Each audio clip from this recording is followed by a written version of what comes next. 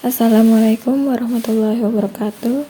Di sini saya akan membahas tentang materi dana pensiun. Yang akan saya bahas di sini adalah pengertian dana pensiun, fungsi dana pensiun, peran dana pensiun, jenis dana pensiun, prinsip kegiatan usaha, dan yang terakhir ada produk dana pensiun. Yang pertama ada pengertian dana pensiun. Berdasarkan Undang-Undang Nomor 11 Tahun 1992, dana pensiun dimaknai sebagai badan hukum yang mengelola dan menjalankan program yang menjanjikan manfaat pensiun. Lembaga yang mengurus pertanggungan pensiun disebut lembaga dana pensiun. Lembaga dana pensiun sendiri adalah lembaga atau badan khusus yang mengurus dana pensiun dengan sumber dana dari yayasan atau perusahaan sebagai jaminan hari tua bagi anggota yayasan atau perusahaan yang bersangkutan. Terdapat dua jenis program dana pensiun ini, yaitu yang pertama ada program pensiun manfaat pasti atau PPMP.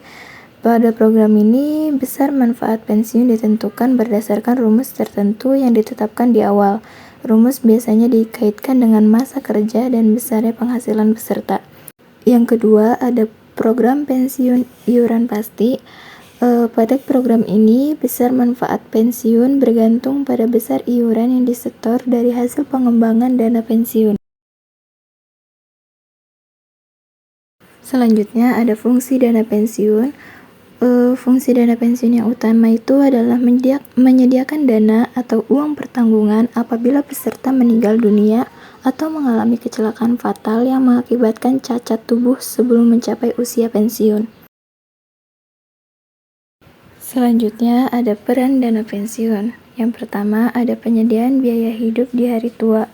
Melalui dana pensiun, terjadi pemeliharaan kesinambungan penghasilan pada hari tua bagi peserta. Yang kedua, ada sarana peningkatan ekonomi. Lembaga yang menyerap dana pensiun dapat menyimpan dana tersebut dalam bentuk tabungan atau investasi di bidang lain.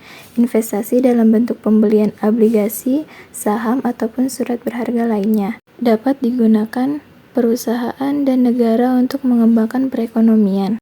Yang ketiga atau yang terakhir itu ada penambah motivasi dan ketenangan kerja. Keberadaan dana pensiun membuat karyawan dapat bekerja dengan tenang, sekaligus memiliki motivasi sehingga dapat meningkatkan produktivitas kerja. Selanjutnya ada jenis dana pensiun. Berdasarkan Undang-Undang Nomor 11 Tahun 1992, jenis dana pensiun terbagi menjadi dua, yakni dana pensiun pemberi kerja dan dana pensiun lembaga keuangan.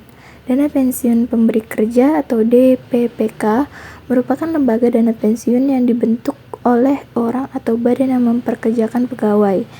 Lalu yang kedua ini ada dana pensiun lembaga keuangan atau DPLK, yang merupakan dana pensiun yang dibentuk oleh bank atau perusahaan asuransi jiwa untuk menyelenggarakan program pensiun iuran pasti bagi masyarakat umum.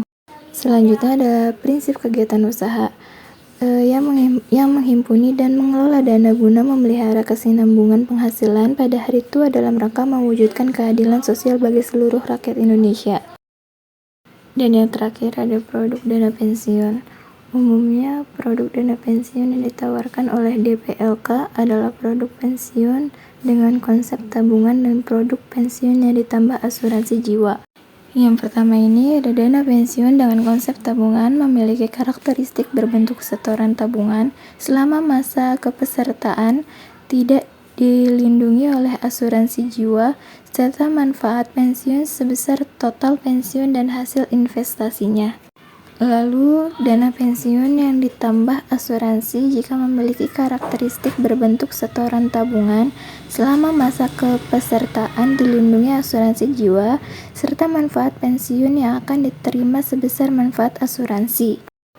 Sekian video dari saya. Wassalamualaikum warahmatullahi wabarakatuh.